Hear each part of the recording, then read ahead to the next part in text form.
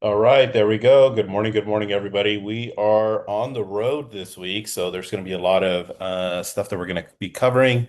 But forgive me for just being on the road, being in a little bit of a different scenery. So let's go to get started.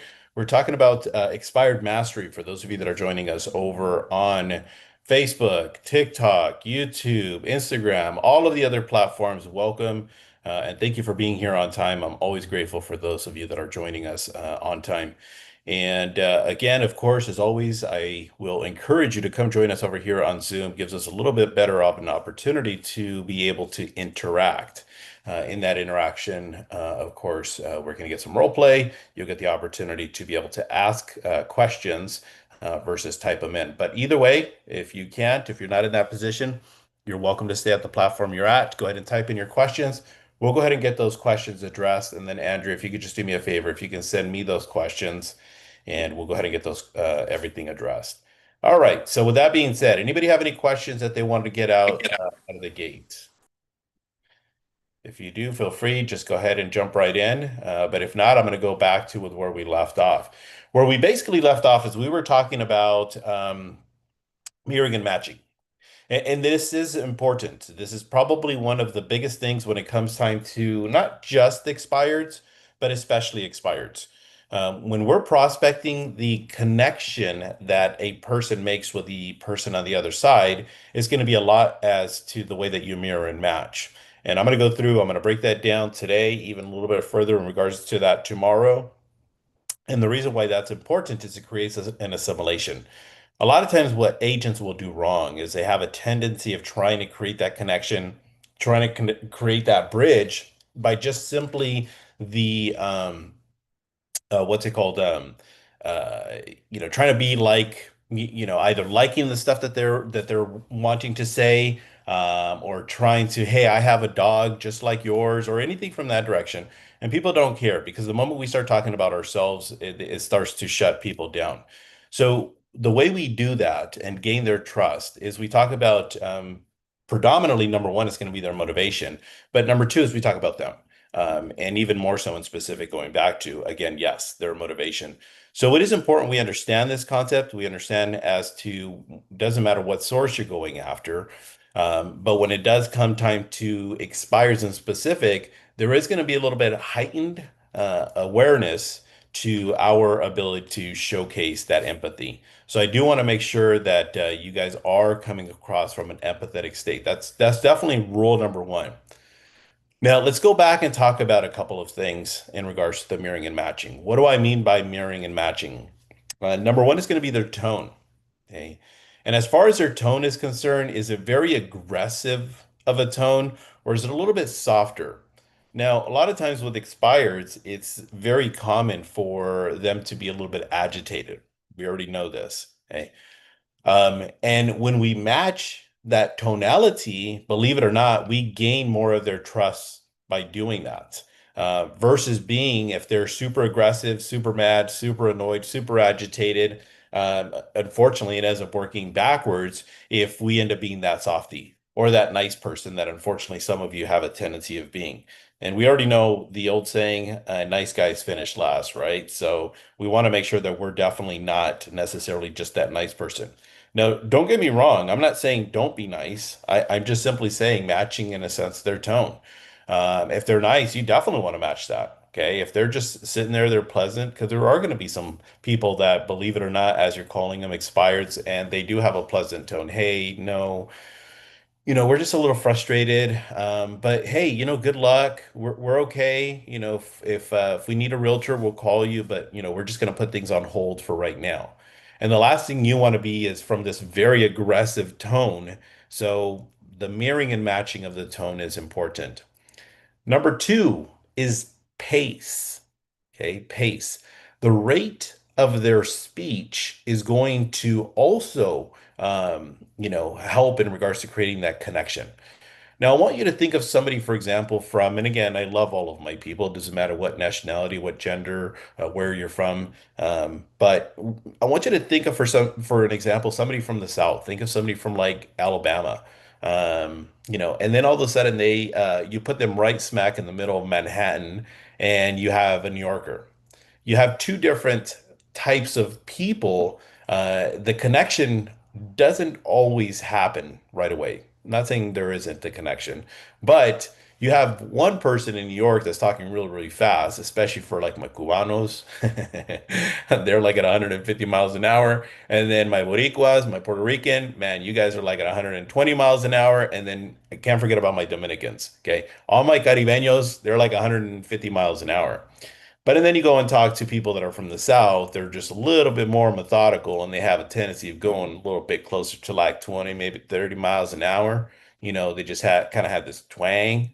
So when you have those two different types of paces taking place, the New Yorker's kind of like, come on, come on, come on. What are you telling me? Get to the point here. Let's go, come on.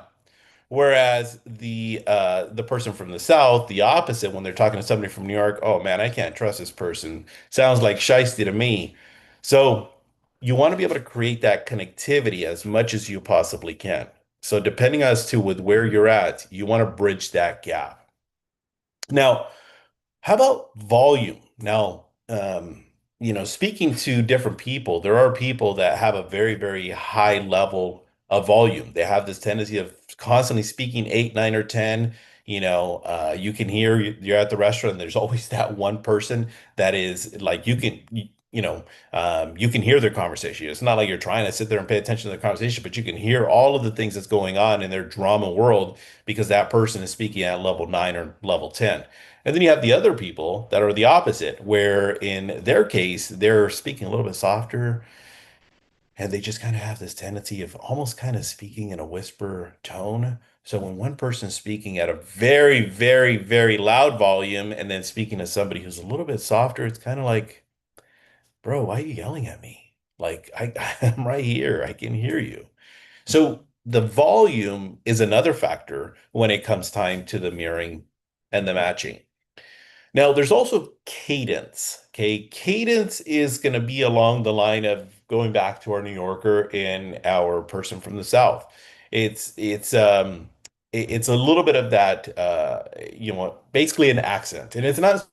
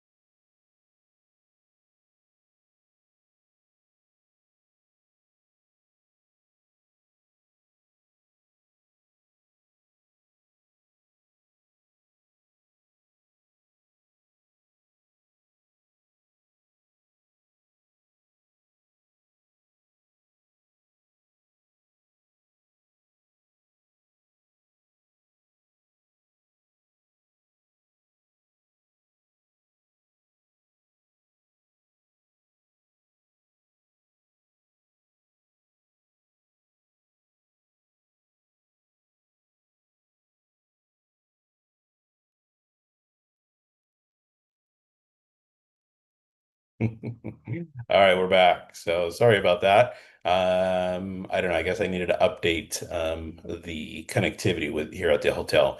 But anyways, going back to the cadence, it's basically just a paceful manner. In other words, the moment that I'm right now, I'm speaking very casual. But if I'm sitting there talking about Dodgers, I get to another level. It's completely, in a sense, different at a different stage.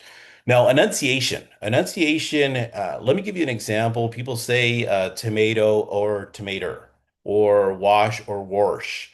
The enunciation is also important. Where I'm, previously from, or even for that matter, even where I'm at now, there are people that'll say, for example, LA. Well, everybody knows LA is LA. But when somebody sits there and says, I'm from LA, and then all of a sudden I go through and I say, oh, you're from Los Angeles.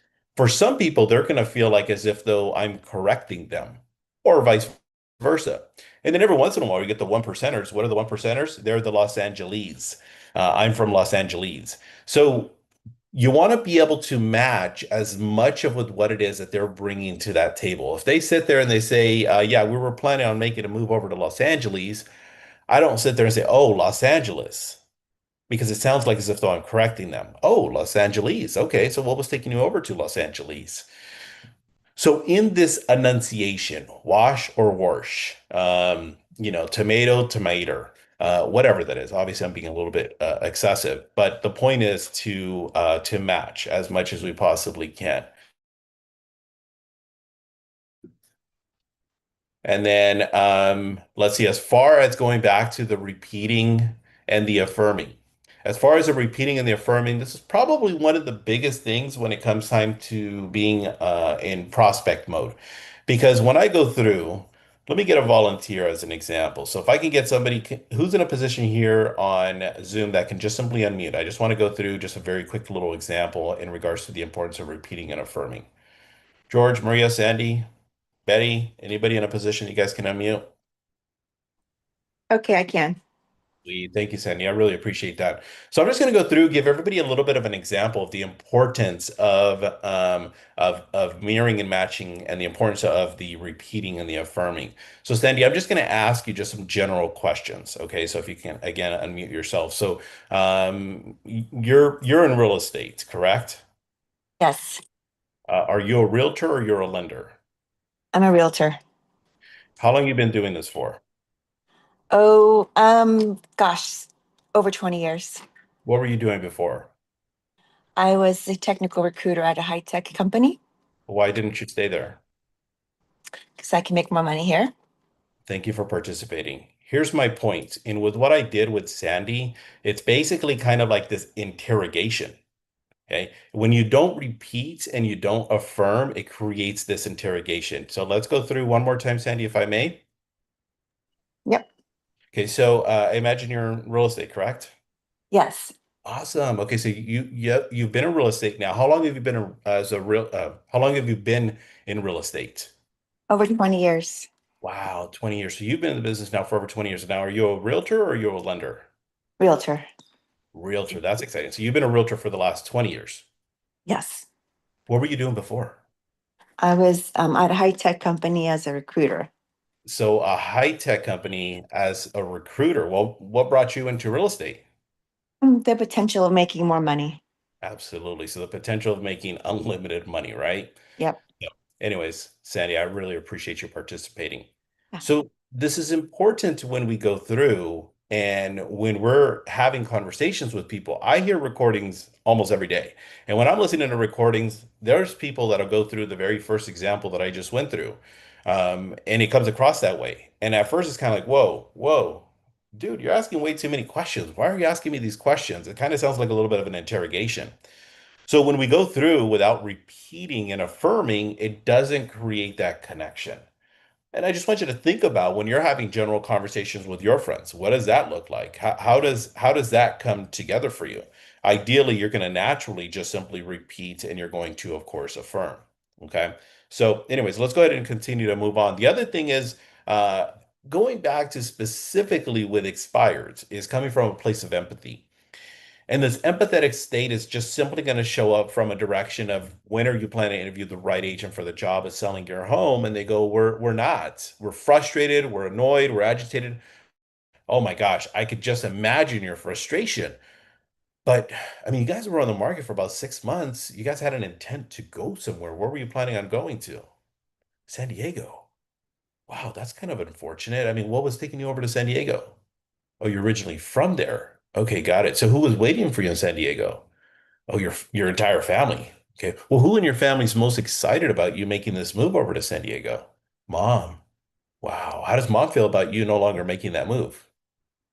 She doesn't like it. No, I understand. I mean, she was probably super thrilled at the fact that her baby's coming back home, and now the house didn't sell. Now you're finding yourself in this position. I understand your frustration. I mean, if we could get you back over to San Diego and be with mom, would that be something you would be interested in? Maybe down the road you'd consider it. Understand, But if you could get an offer close to with where you were at now, would you be in a position to do it sooner rather than later? You would. Okay, got it. Now, I mean, obviously you talked about with mom. What is there some of the things that you and mom were looking forward to doing? Just hanging out, right? Okay, got it. Being okay, so going to church, having some brunches and things of that nature. How often would you guys do that? Weekly. Wow. Well, that's pretty exciting. I mean, what would stop you from doing it now versus waiting until down the road? I get your frustration. I completely understand where you're frustrated at. I mean, 6 months, I'd be frustrated. I mean, how many days did you go through the cleaning and the preparing for showings and all this other stuff? You know what I want to do is I want to evaluate your position and see exactly with what went wrong so that I can get you back over to mom so you can have your Sunday brunches so you're not having to commute and see mom in a sense on a more frequent basis. I mean, I can do this today at 3 o'clock, or heck, you know what? We can always do it at 5 o'clock. You tell me what works better for you. That approach is going to work way better than me sitting here saying, hey, I've sold 2,500 homes. I've sold over 1 billion. Hey, you know what? I coach realtors and I make millionaires out of realtors. They could care less. They have no clue what that even represents. So when we come from a place of empathy and understanding why it is that we're here to be of assistance to help them, and we just happen to be the solution, that's where it's going to take us to that next level. Okay. Now, last but not least is again going back to is that dialect. And the dialect is important because just simply, for example, I'm going to use my Latinos as an example. So as a Latino, when I'm talking to a Cubano, I got to keep up with them, okay? And I love my Cubanos, okay? As a matter of fact, I'm going to be in Miami in 2 months. We're going to be doing the foundation, by the way, in Miami here in 2 months.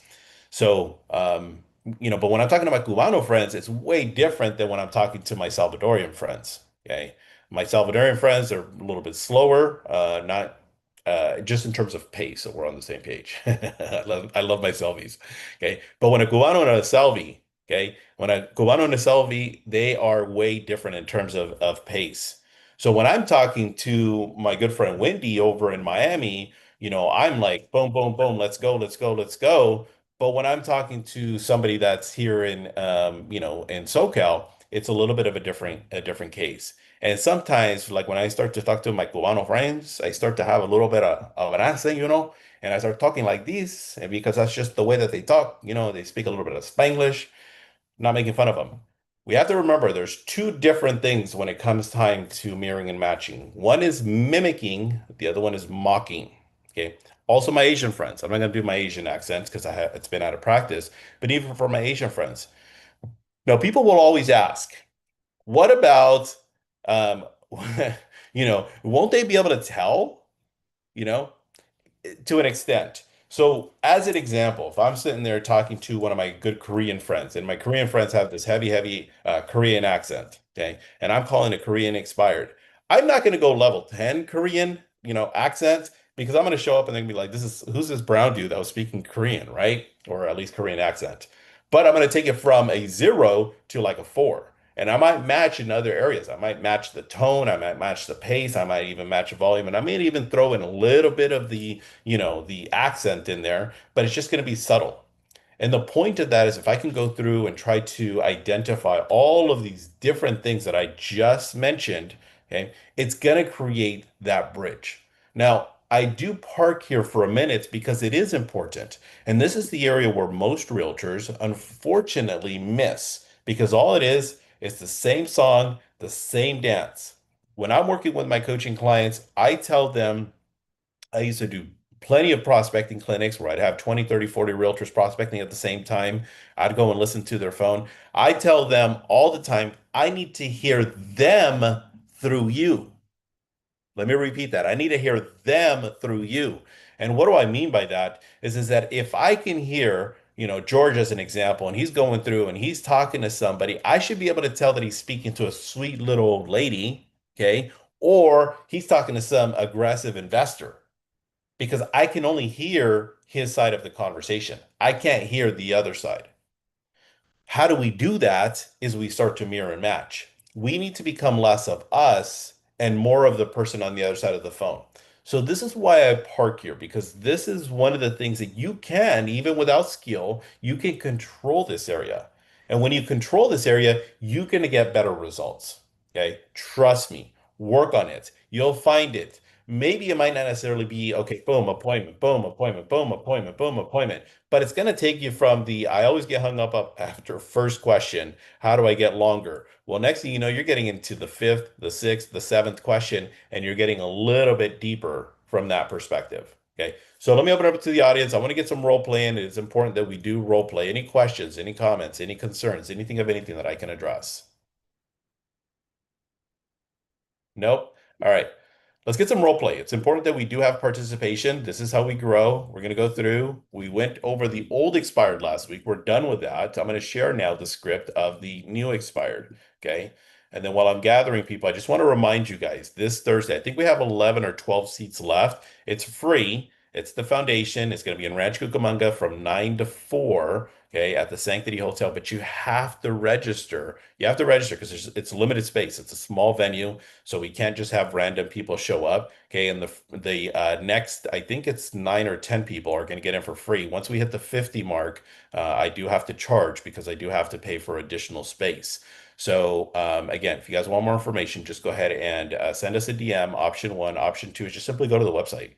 It's at the very, very top. Get yourself registered, Eventbrite. Again, that's going to be in Rancho Cucamonga this Thursday from 9 to 4 o'clock. Okay. And of course, my assistant Andrew just posted here on our chat. So for those of you guys that are here on Zoom. All right. So let's go ahead and get some role play in. Who wants to be that first person? Just give it a stab. Come on, need some participation. I'll be the agent. Who wants to be the seller? I'll give it a go. I'll be the seller. You'll be the seller? All right, so here we go. So I'm just gonna go through expired. You be as frustrated and annoyed. All I ask is just give me an opportunity somewhere. Okay. That's all I ask. So here we go. Ring ring. Hello. Hello, George. Yeah. Who's this? George, hi, my name is Robert. I'm a local realtor with Blank Blank Realty. The reason I'm calling you is I'm sure you've received several calls by now regarding your home coming up on the system here as an expired listing. George, I was simply calling to see when are you planning to hire the right agent for the job Now of you getting homes? you know Go what, ahead. Robert? We decided just to hold off. It's just been we this is like the 10th call I got so far, and for now I'm just gonna kind of hold off.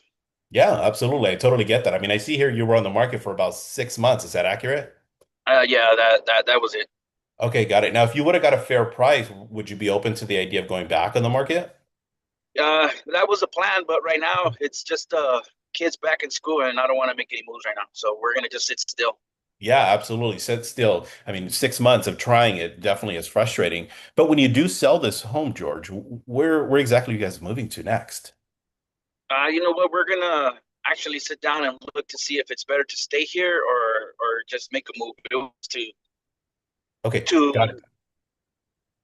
What was your original plan though? Where were you guys wanting to go to? just a little better side of Riverside. Oh, got it. Okay, so getting a little bit better side of Riverside. Were you wanting more home or just simply the location? Location and a little bit more home. Ah, awesome. I see here it's a three-bedroom, two bath, 1,600 square feet. When you say more home, are you talking about bedrooms, square footage, lot size, all of the above? It was just more bedroom. We're a blended family, so we needed more space. But again, as of right now, you know what, Robert? I'm gonna Yeah. just cut you loose because I have to leave already. Yeah, no, I totally get that, George. And I'm looking at the pictures here, and the reason, I'm giving you a call is because it's a great place. I mean, you had a price not too shabby. What do you think stopped the home from selling, by the way? We needed a certain price. If not, we couldn't make the move. Got it. So you needed a certain price so that you can purchase this next home. Yes, Okay. And how soon were you wanting to be there, by the way? we were supposed to be there right start of the year. Okay, got it. So the goal was to be there by the start of the year. You talked about the timing of the kids in the schools. What was the ultimate benefit, though, to making that move over to the other side of Riverside? Just the location itself. We like the Canyon Crest area of Riverside, and Oh, it was yeah. just more space.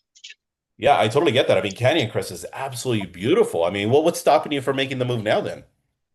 Just the kid situation. It's a 30-minute drive back and forth. We don't want to move from school, so I Yeah, don't and want you're to lucky at do that. best if it's 30 minutes. Goodness gracious, driving down that freeway, that's definitely no fun. Yeah. So I see, George, you did list with Joe Schmo. How'd you happen to pick Joe, by the way? That's my brother. Okay. Okay, so Joe is your brother. Does he sell real estate full time or part time? Now he does it full time, but he's out in LA. Oh, got it. Yeah. So he's probably just not familiar with the area. You know what I want to do, George, is I want to be able to evaluate your current position and with what you guys, in a sense, went through the last 6 months. And I'd like the opportunity to create a win-win-win scenario with your brother. I'd love the opportunity to speak to you. And I do see here, Maria, is that your wife? Yeah, yeah, that's my wife. Hey, let's get together. I want to be able to show you with what it is that I do different. I am local here to the area, and then that way you can see exactly with what it is that I do different. Are you familiar with the techniques I use, by the way? No, I'm not, but I don't want to waste your time, Robert. Just Yeah. email me your what you have, and then we'll Okay. once we're ready, we'll give you a call. Yeah, no, absolutely. I definitely will email you over the information. What's the best email to send it over to you, by the way? JOZ123 @gmail. JOZ123 at Gmail. Hey, look, I don't want to waste your time any more than I want to waste my time, but I do see an opportunity, George.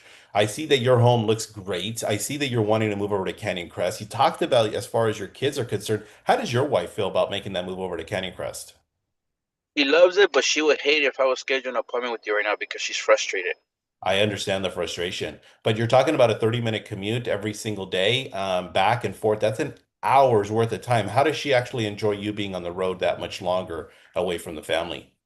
And she doesn't like it.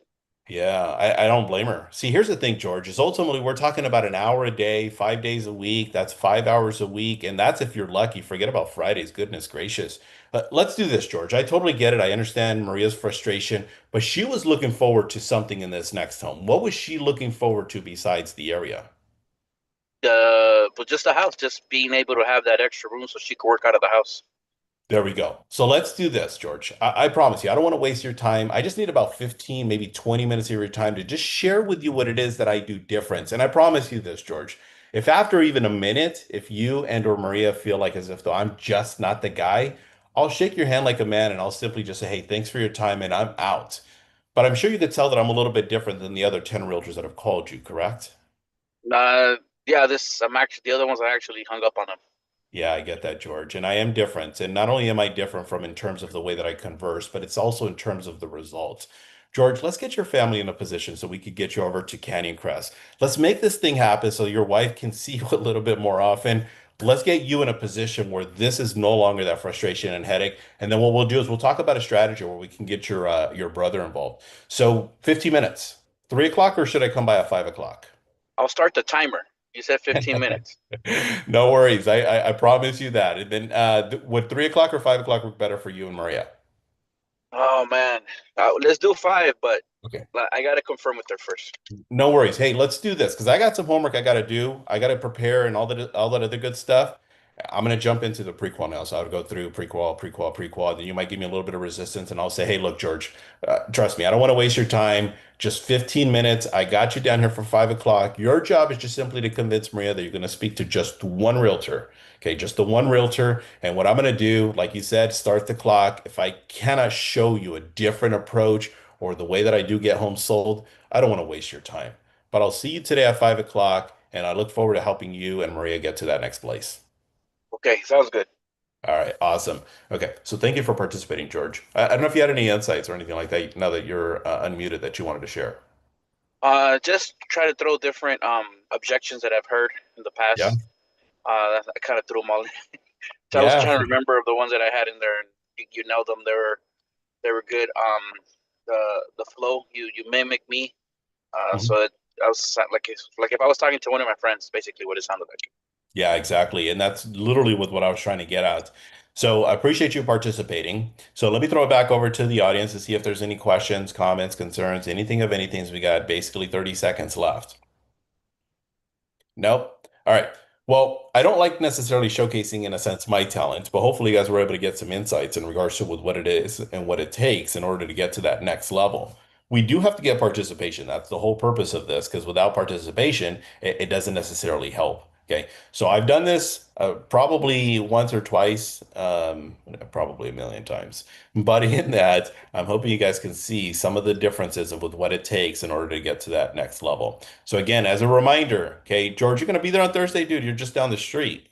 I'm looking to to sign up right now. Hopefully, I could clear my calendar. But one question I Okay. had: do you have like a list of objection handlers that like, for example, like the I gotta speak to the wife, or not at this time, where you kind of, so I guess that's partly where people kind of get stumped, where they're afraid to do it because they don't want to get stuck on an objection, which obviously that's how you learn. But do you have something already like that?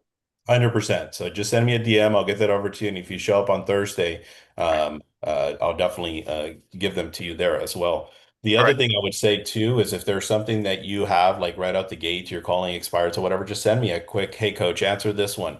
I want to talk it over with my wife, and I'll be more than happy to just give you a response right then and there so you can have an auto reply. So appreciate it. okay. All right, everybody. Well, again, for all my IE, LA, OC, I'm hoping I'll see you guys there on Thursday. There is only, I think, 9 or 10 spots left. And after that, after we get to the 50 mark, we do have to charge $100 a person. Well, it's 99 technically, but you get my drift. So I will see you guys tomorrow. If not, I'm hoping I'll see you guys on Thursday. I'll see you guys soon. Have a good one. Thank you.